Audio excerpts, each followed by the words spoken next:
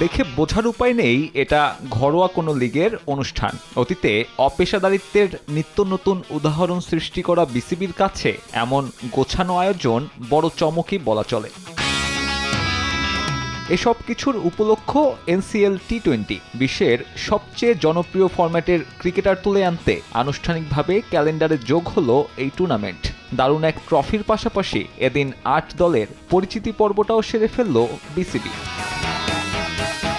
অধিনায়ক বাছাইয়ে চমক, মুশফিক তামিমদের মতো সিনিয়র ক্রিকেটার থাকলেও নতুনদের ভাবনায় রেখেছে ক্রিকেট বোর্ড। চট্টগ্রামে রাব্বি, সিলেটে জাকির, ঢাকা বিভাগে সাইফ আর মেট্রোর নেতৃত্ব দেবেন নাইম শেখের মতো তরুণরা। ক্যাপ্টেনের নাম ঘোষণাতেও ছিল ভিন্নতা। ৮ দলের অধিনায়ক একে একে এসে পূর্ণ করেছেন বাংলাদেশের মানচিত্র। এরপর ফটো সেশনে অংশগ্রহণ শেষে নিজেদের প্রত্যাশার কথা জানান ক্রিকেটাররা।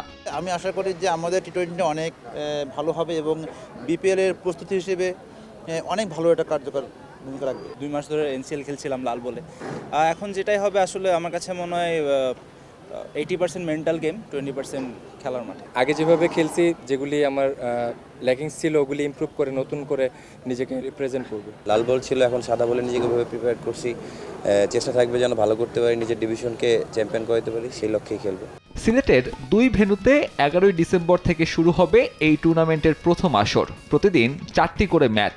যদিও এবারের আসরের প্রাইজ মানি এখনো চূড়ান্ত করেনি BCB. Man of the match কিংবা টুর্নামেন্টের জন্য আলাদা আর্থিক পুরস্কারের বরাদ্দ থাকবে কিনা সেটাও নিশ্চিত নয়। নতুন লোগো, নতুন টুর্নামেন্ট আর নতুন একটা সম্ভাবনা দেশের পাইপলাইনকে মজবুত করার। এই টি-20 টুর্নামেন্টের মাধ্যমে লোকাল ক্রিকেটাররা আরেকটু লাইমলাইট পাবে, এমনটাই প্রত্যাশা নীতি নির্ধারকদের। এখন তা কতটুকু হবে তা দেখা যাবে মাঠের লড়াই শুরু হলে।